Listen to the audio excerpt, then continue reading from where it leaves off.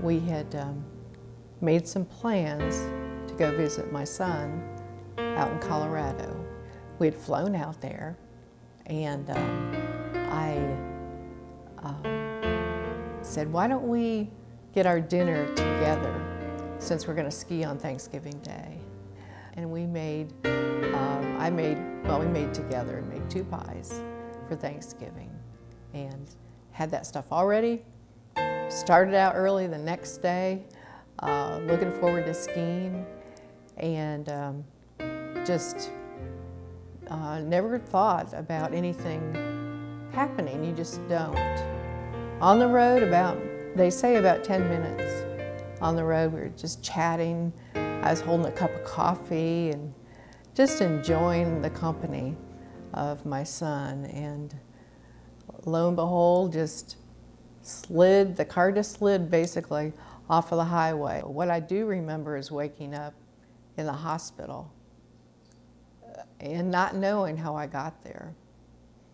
And I knew there were a lot of people around me. There was a lot of love around me, and a lot of machinery around me, and really wasn't quite aware of the magnitude of what was to come.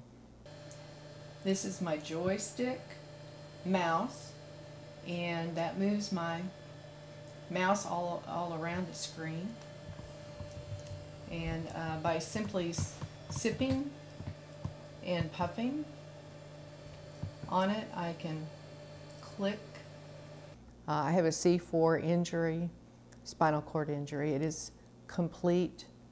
That means I'm paralyzed from the shoulders down, so I have no arm or hand movement, no leg movement whatsoever.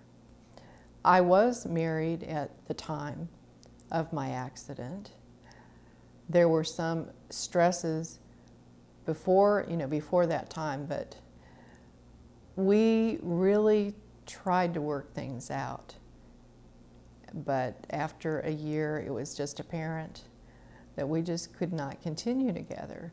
And it was a very, very stressful time, not only for me, for my parents, for my children, in trying to help me through this, help me through it, help them through it.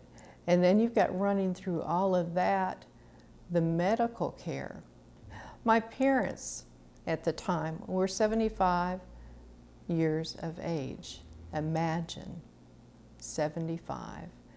And they are great, they're wonderful. They just stepped right up to the plate and they learned what they needed to learn.